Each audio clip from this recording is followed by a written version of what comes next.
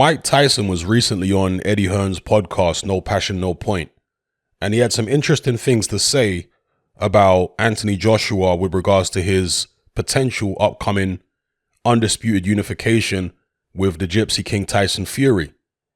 He said, quote, "It's very interesting. Joshua is a masterful puncher, but you can see his punches coming. He telegraphs his punches. And that's just a recipe for disaster if you're fighting Tyson Fury and you're telegraphing your punches to a guy who's 6'7". Come on." I think there are a lot of great heavyweight fighters in the division. Anyone who says that it's a bad division is just jealous. It's exciting.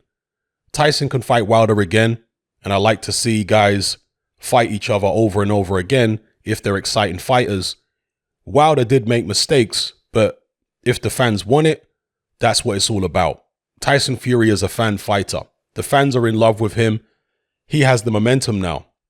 In England, Anthony Joshua is a big thing, but Tyson Fury has got the people now.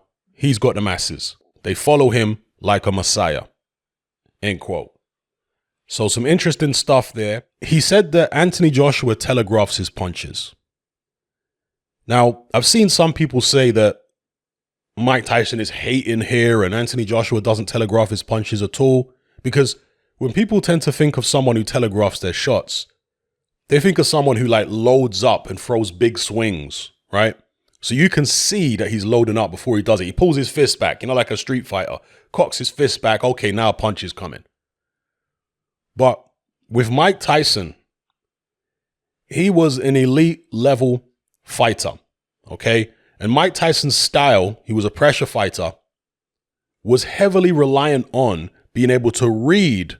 See, this is why Tyson was different to a lot of pressure fighters. You got some pressure fighters like, let's say, Antonio Margarito, like Brandon Rios, people like that. They don't really slip many punches. Their whole thing is overwhelming you with volume. With Mike Tyson, he was more sophisticated than that. He was a guy that liked to slip shots and encounter. And he did lead off a lot as well. But, for example, Mike Tyson had to read what shot you were going to throw to know which side he was going to slip, which side he was going to duck. And then he'd come up with a counter. Tyson said he would look at the opponent's chest and wait to see their chest muscles flex. And then he would know they're going to throw a shot. So he had very, very good eyes. He was very good at reading the subtle signs that an opponent was about to throw a shot, then take evasive action, slip inside your shot, use it as an entry point, and then come up with a big hook. Okay, he would do this with tremendous speed and tremendous subtlety. So when Mike Tyson says that you telegraph your punches, you better listen, because he definitely knows what he's talking about when it comes to fighters telegraphing their shots. He definitely knows the telltale signs to look out for. Now, with Anthony Joshua, granted, he's not a guy who throws big swings and stuff like that generally. His punches tend to be fairly neat and tidy. But if we have a look at this footage here of Anthony Joshua on the pads, now notice what he's doing here. He's moving his head, and this is something that his trainers, Rob McCracken and at the time Tony Sims, were clearly teaching him. He's moving his head from side to side, subtly, kind of like in a pendulum type motion, probably inspired by Mike Tyson, but Mike Tyson's head movement was much better than this, of course. Anthony Joshua was always a big fan of Mike Tyson growing up. But he's moving his head from side to side, right? So watch this now. There he throws a right hand. So here, backs up, left, right, and then he throws a shot, right? Throws a 1-2, left, right, and then he throws a shot. You see that there? So this is a pattern that Anthony Joshua was in, of moving his head left and right and then throwing a shot. So even though the shots themselves, he's not pulling them back and showing you that he's loading up before he throws it. No, but what he is doing is he's in a pattern that an opponent can read, of moving his head left, moving his head right, then throwing a shot. The opponent's going to clock onto that pattern quick. Now, this was training footage from a public workout before the Dominic Brazil fight. So it's a long time ago, and AJ's improved and changed up his technique a lot since then.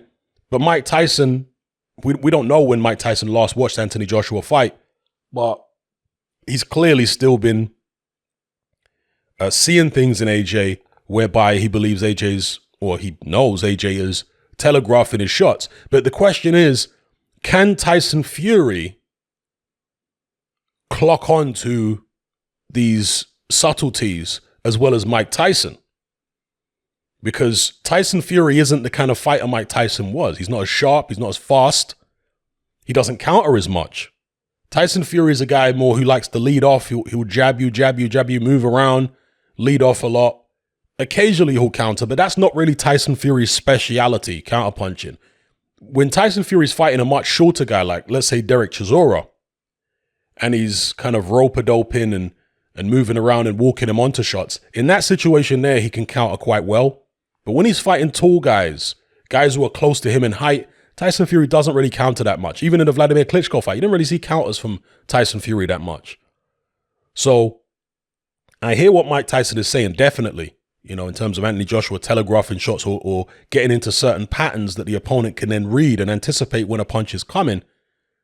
But it doesn't necessarily mean Tyson Fury is going to be able to see that or take advantage of that. I mean, you've had fighters over the years who would telegraph their shots. If you watch in slow motion, Roy Jones Jr. would telegraph his shots. But in his prime, he was so fast that the opponent never got the opportunity to clock the telltale signs. They never got the opportunity because he was so fast. So he would get away with telegraphing the shots. As he slowed down, as he got older, that's when opponents like Antonio Tarver were able to read the movement a bit better because he wasn't as quick as he was in his younger years. They were able to read the signs and then hit him with that big left hand, like in the Tarver rematch, right? Now, I will add this caveat. Mike Tyson used to load up on shots all the time. If you go back and watch footage of a prime Mike Tyson and you put it in slow motion, you'll see that in many instances, he's bringing uppercuts up from the floor. He's bringing hooks back from the next state and crashing them into his opponent's head. They're traveling a long distance sometimes with Mike Tyson. The difference is, as with Roy Jones, he had tremendous speed so he could get away with it to some degree. But more importantly than that, Mike Tyson knew when it was safe to load up on a shot, where he understood that he was in a position where the opponent wouldn't see that he was loading up. So sometimes Mike Tyson would slip to the outside of his opponent's left shoulder, and then he could really load up with a big hook because he's outside of their peripheral vision. He can load up with a big left hook at that point, bring it up from the next state, and crash it into the side of their face. Okay? But again, he's doing that when he's in a specific position where he knows the opponent won't be able to see him for a split second. And he's often doing it when the opponent has already thrown their own shot. So they've made themselves vulnerable. They feel like, okay, I'm going to land. He slips, loads up with everything he's got, bang, hits them in the mouth. Okay? So you can get away with loading up on shots, but you have to have enough speed, and you also have to know what time you can do it and in what position it's safe to do it when you're in the ring relative to your opponent. And this is why there's sometimes a discrepancy about a fighter's punching power.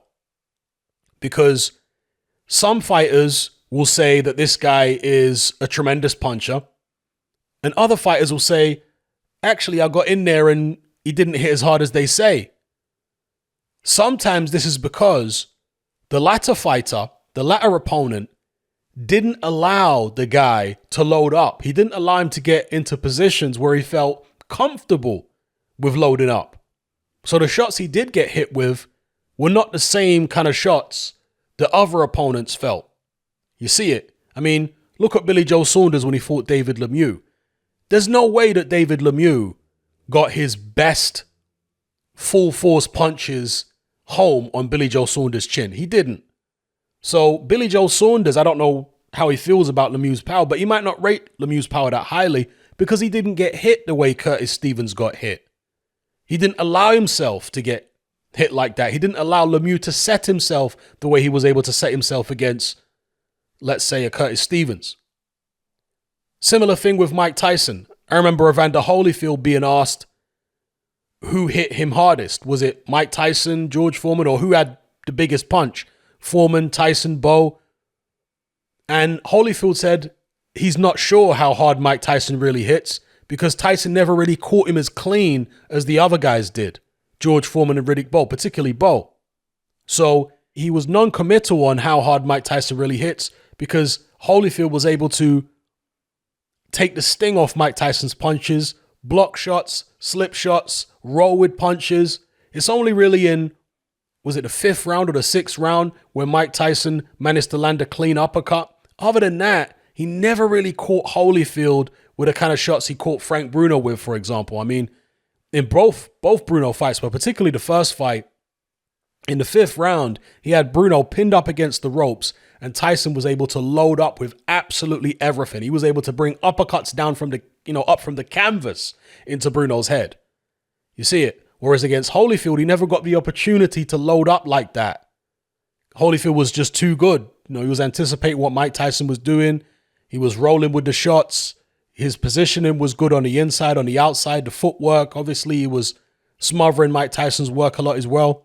So again, that's where there can be a discrepancy when it comes to a fighter's punching power, where one opponent says he's a tremendous puncher and another opponent says, I don't hit that hard.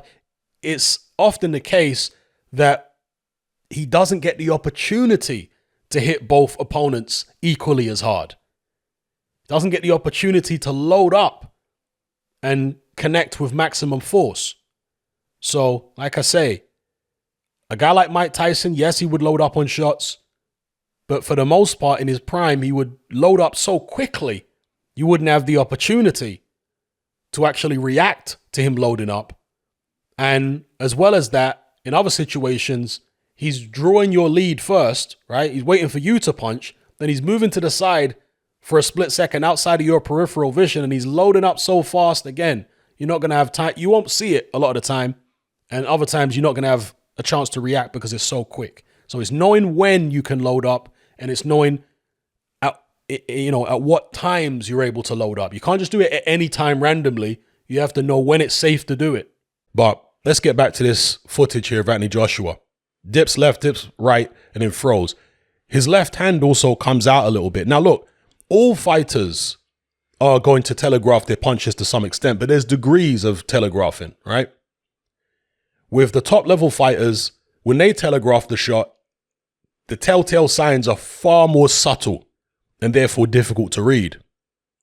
But if you slow down some footage like here with Anthony Joshua, see he dipped left, dip right, or slip left, slip right. And then his left hand comes out just slightly before he throws the jab. And again, at the top level, certainly a fight like Mike Tyson would be able to see that there. His left hand moved a little bit. Now, sometimes that can work for you, right? Because you can feint a jab. See, he kind of moves it out forward first, the left hand, and then he throws it into a jab. And that can sometimes work for you if you're doing it deliberately to draw an opponent's lead. And at the same time, these patterns. So what I'm showing you here with Anthony Joshua, moving his head left and then moving it right and then throwing shots. Sometimes you can get an opponent to, you can basically draw his lead or draw his counter by making him think that he's got your pattern clocked. When really and truly, you're doing that pattern deliberately to try and draw something out of him, So this is how deep boxing can get. You get very, very deep. And that's why in certain high level fights, particularly if you talk about something like the welterweight division, sometimes you get these really boring chess matches because both guys are thinking to such a level, nobody wants to make a mistake. He's thinking, okay, yeah, he's got a pattern that he's moving in there. But if I make a move on him, if I try and counter because I think he's got a pattern, maybe he's setting a trap for me. Do you understand? So both guys get into this deep thought where they may be overthinking about what the opponent is doing. And there's been many fights like that over the years against two elite level fighters that turned out to just be a boring fight because both guys are overthinking. At the end of the day, at some point, you have to take the bull by the horns in a situation like that. And take risks, you know? He who dares wins and all that. But let's get back to this AJ footage. The slipping left, slipping right, and then front. See, here he's jabbing, and then he's going back to the left, right, and then he throws a shot. And so, as a trainer, it's not good to get your fighters punching on the pads this way, where left, right, throw a shot, left, right, throw a shot. Now, if you're specifically trying to train head movement, then yeah, you're going to do certain patterns and then you're going to throw the shot. Or maybe you're working on a specific move. But in this case here, it's just Anthony Joshua generally boxing and generally throwing shots. You don't want to get him into easily readable patterns like that. You want to vary up the head movement. So maybe left, right, don't throw a shot. Left, right, and I'm talking about moving his head left, right, then throw a right hand. Left, right, throw a jab. Also, bend your knees, up and down movement. Don't just move your head side to side. Also, occasionally, dip your head a bit lower, bend your knees, get a bit more side on at times. They call this giving your opponent different looks so that it's more difficult to read your body language. It's more difficult to read what you're going to do because you're constantly changing your stance and you're moving up and down in height. Now, that's not always appropriate against every opponent. Against some opponents, you're going to want to stand tall the whole time. You don't want to come down to their level. But against a lot of other opponents, you do. You want to switch up the level that you're at, bend your knees, bend the waist and all that kind of stuff, as well as moving side to side, getting different looks, different angles, and even the way you move around the ring. Rather than just moving around the ring in a clockwise fashion or anti-clockwise fashion constantly, you want to switch it up. You want to keep the opponent guessing so they can't read your pattern. So let's have a look again here. It's the same thing over and over again here with AJ in this mitt workout. Just left, right. There is a couple little variations, but there again, left, right, throws his shot. Left, right, throws his shot. And I imagine this is probably what Mike Tyson was, again, the exact same thing. Left, right, throw a shot. And that particular head movement isn't that great anyway, is it? He's just like swaying from side to side, but I can't imagine he's really going to slip many shots with that type of head movement. It's quite stiff. And the exact same thing. Left, right, throw a shot. Now, one of the things that Mike Tyson used to do very often is he would slip a jab. So the opponent throws a jab here. Mike Tyson would dip here to the left, and he would bring this left foot forward. So his head comes much closer to the opponent and his feet come closer to the opponent. He'd dip here to the left when the opponent throws the jab, and he'd come up with a hook. Sometimes a hook to the body, sometimes a hook to the head. Okay? Now, in order to perfect this movement in training, obviously they have to rehearse that same movement over and over again. Where the trainer throws a jab, Tyson slips a left and comes up with a hook. Even in shadow boxing, he would have done that over and over and over, repetitiously, thousands of times, where he's slipping to his left and he's throwing, slipping to his left, throwing, slipping to his left, throwing, so over and over again. But that's training a specific move. You see, that's not just general pad work. That's training a specific move. With Anthony Joshua here, it's general pad work. Some people are going to say, how do you know it's general pad work? You could be training a specific move.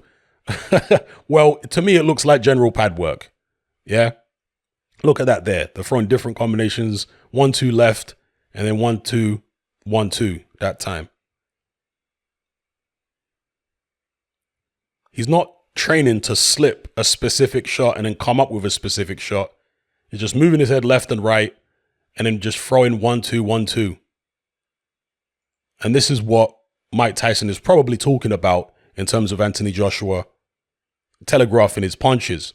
Now, if you go and watch his fight against Kubrat Pulev, his last fight, there's a lot less of that going on. And Anthony Joshua is definitely varying up what he's doing. I'm not sure if Mike Tyson has seen the Kubrat Pulev fight, but there's a lot more variation. And generally speaking, Anthony Joshua can surprise opponents with his lead power shots. He surprised Andy Ruiz, even in the first fight, with those left hooks. Now, Andy Ruiz is not a very good defensive fighter. He is quite easy to hit. He stands straight up himself most of the time, Andy Ruiz. But nonetheless, AJ was able to get lead left hooks off in the first 2 rounds. Impressive lead left hooks. And there wasn't much tell on those shots. I'm sure Mike Tyson would have been able to clock some tell on them, but, you know, relatively speaking, there wasn't much tell on him, and he was able to get those lead left hooks off. So we're dealing with elite level boxing here, where the subtleties are very subtle. But as I say, if Mike Tyson can see something, he knows what he's talking about. I certainly wouldn't dismiss it at all. But going back to my earlier point, Mike Tyson is not Tyson Fury, or Tyson Fury is not Mike Tyson. Just because Mike Tyson can see it doesn't mean Tyson Fury can see it. And even if Tyson Fury can see it, it doesn't mean he's going to be able to react to it in the way that Mike Tyson can. See, this is what happens sometimes in boxing. I talked about this recently with regards to David Haye. Sometimes these top fighters can view things through their own specific eyes. Mike Tyson being a tremendous pressure fighter who was very fast and had very good eyes. And so he sees things that he could take advantage of and assumes that other top fighters could take advantage of it sometimes. And maybe that's a bit of a false assumption, a misplaced assumption. Maybe a lot of the top fighters around now, they have a different skill set than Mike Tyson. I'm not going to say it's inferior or superior. It's different. I mean, there are things Tyson Fury can do that Mike Tyson definitely couldn't do, and vice versa. But I do wonder about, whether Tyson Fury will actually be able to take advantage of the specific things that Mike Tyson has seen in Anthony Joshua by way of telegraphing his shots. So anyway, I'll leave it there. Let me know what you guys think in the comments below. Anthony Joshua telegraphing the shots. You see, when he fights Tyson Fury, assuming the fights go ahead, I think if Tyson Fury is aggressive, that actually helps Anthony Joshua in the fight. I know AJ's confidence isn't where it used to be, and perhaps Tyson Fury might be able to get him out of there. I'm not dismissing the possibility of that happening. But I feel like if Tyson Fury goes for it against AJ, I think AJ will be able to anticipate what Fury's doing, to be honest with you.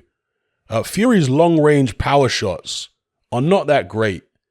Don't get it twisted. You don't want to get hit in the mouth, right? Guy 270 pounds who's leaning into his shots. You don't want to get hit.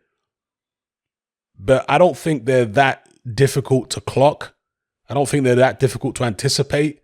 I think Anthony Joshua's shots at long range, the power shots, are sharper. They're faster. I think he's better on the counter with the power shots. Tyson Fury's best punch, I still maintain this, is his jab. Even against Deontay Wilder in the rematch, Fury's best shot was the jab. Yeah, he was busting Wilder up with right hands and other shots when he got into mid and close range. But that fight was really all about the jab, Tyson Fury's footwork, his authoritativeness. It wasn't really about, fast left hands, left hooks from the outside or counters over Wilder's jab. It wasn't really about any of that, because that's not really what Tyson Fury excels at. Whereas Anthony Joshua does excel at those kind of things. So I feel like if he's as aggressive as he was against Wilder, with Anthony Joshua, that's going to give Anthony Joshua opportunities. Anthony Joshua's got good eyes himself. He can see things. He can see opportunities to counter, to anticipate. His ability to evade and encounter is nowhere near as good as Mike Tyson, but very few fighters are on Tyson's level with regards to that. But AJ will use his footwork more to evade and then catch you with a shot coming in. Tyson Fury against Otto Wallin wasn't a million years ago. And he looked sloppy in that fight. In fact, if you look at the Wilder fight, there are times when Fury looks sloppy there too. When he's up, especially when he's up close against Wilder. He's quite cumbersome and a bit clumsy with his shots up close. In that pocket, when you're on the inside, Anthony Joshua was way more formidable than Fury when you're up close like that. AJ can get real fast, sharp, clean hooks and uppercuts off way better than Tyson Fury can at that close range. So like I say, if Fury gets AJ into them spots that he got Wilder in, he's going to have to worry about what's coming back, even at very close quarters. Because AJ will put some shots together and you could be in trouble. So it's a fascinating fight. I can't wait till it happens. And I can't wait to see what strategy both guys employ. I still feel like Tyson Fury would be better off doing the whole slick thing, moving around and being a slickster. But as somebody pointed out on my Discord recently, can Tyson Fury really get down to, let's say, 250 again and be strong? Because he's not going to be able to move around, surely, at 270 pounds. Is that the kind of weight he's going to weigh against AJ? 265, 270? Because you're not going to be dancing like Muhammad Ali for 12 rounds at that kind of weight. I mean, look, I can't dismiss it completely. Maybe Tyson Fury can dance around at that type of weight, but I'd be surprised. Tyson Fury has surprised me plenty of times before, but that would really surprise me if at 270, he could move around the ring and do what he did, like, let's say, in the Vladimir Klitschko fight. And that's the way I think Fury has the best chance against AJ, is to use the slickness and movement. We saw in the Olympics when AJ fought Erislandy Savon that he struggles with that kind of slick movement.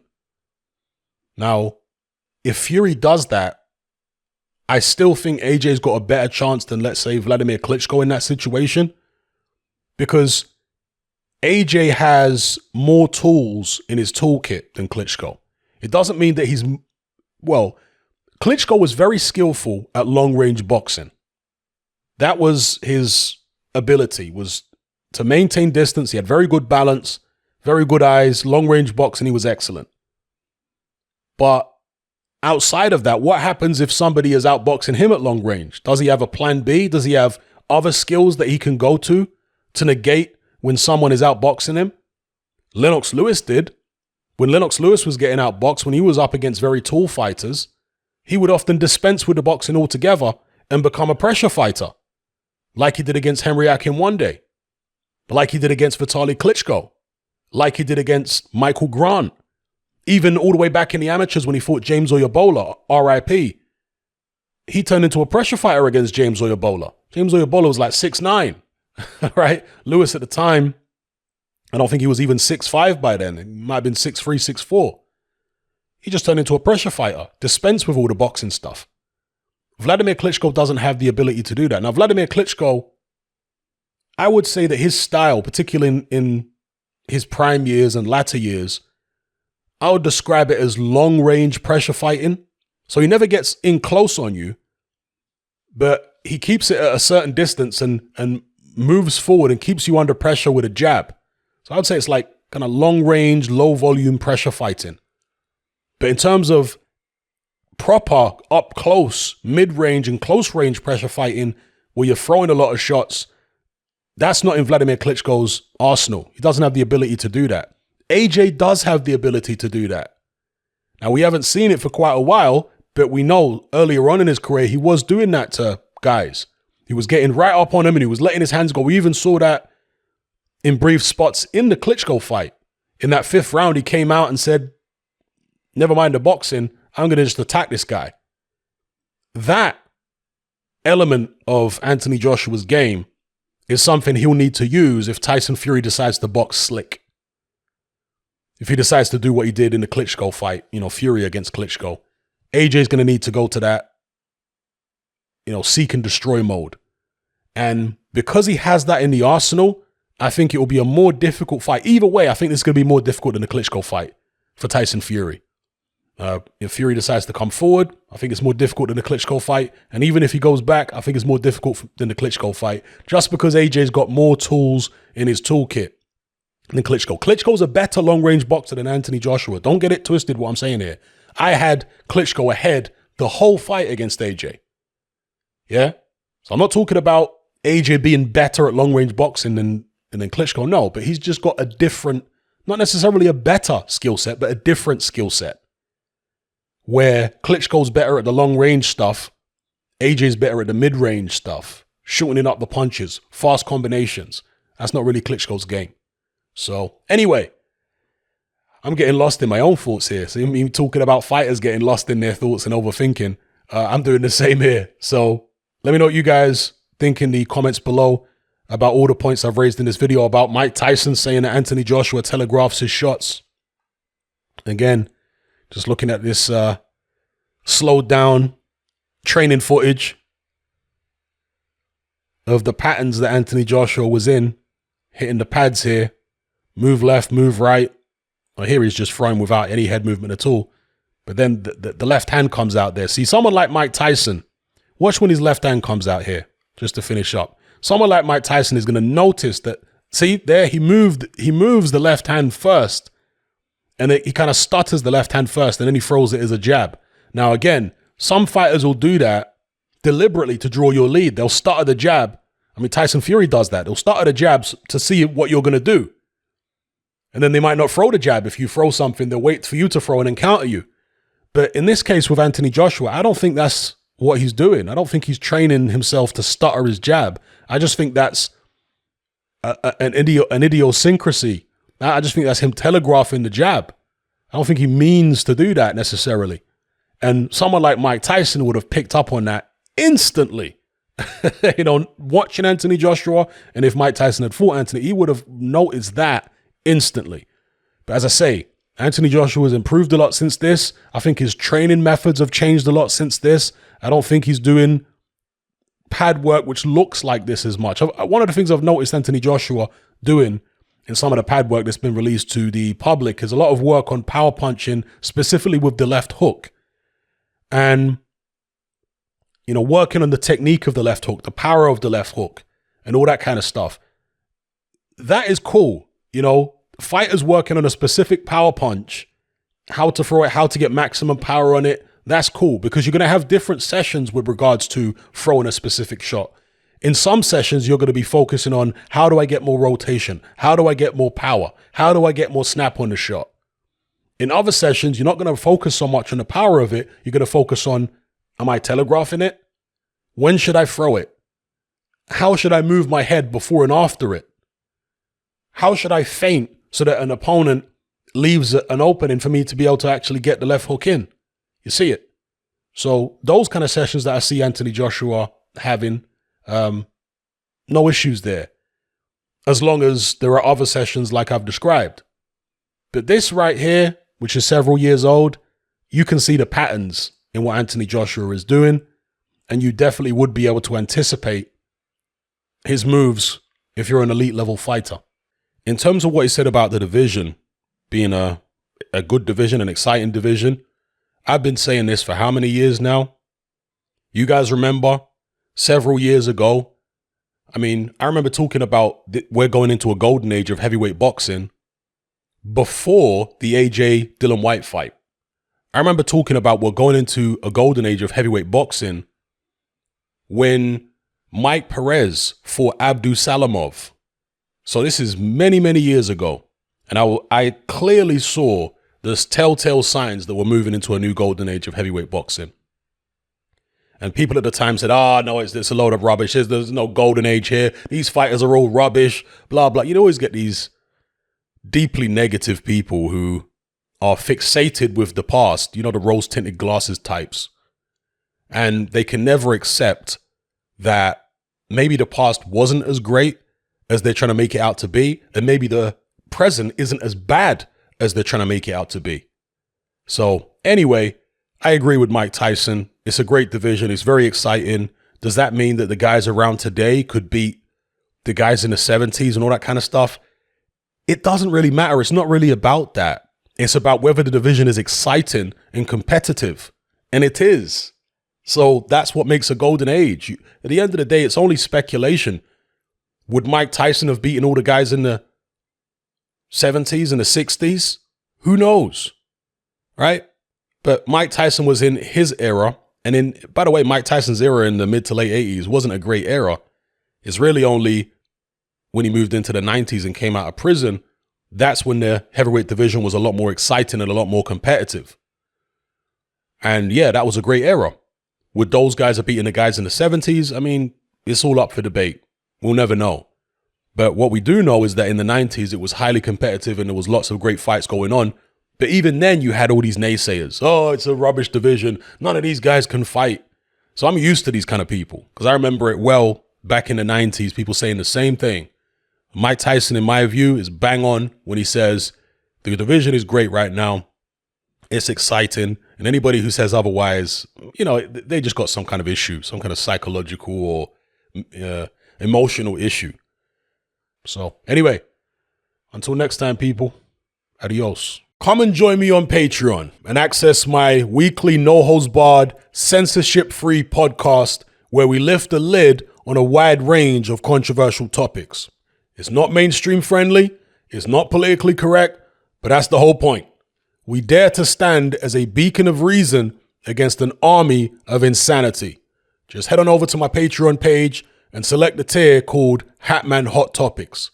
You'll gain access to a minimum of 2 hours of exclusive content every single week, including podcasts, videos, interviews, live stream Q&A sessions, as well as my popular Confessions of a Nightclub Bouncer series.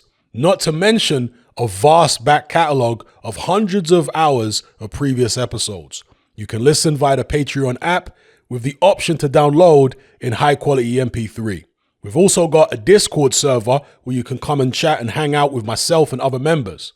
There's no contract, no commitment, and you can cancel at any time. So come and join our community of free and critical thinkers by signing up with me here on Patreon today.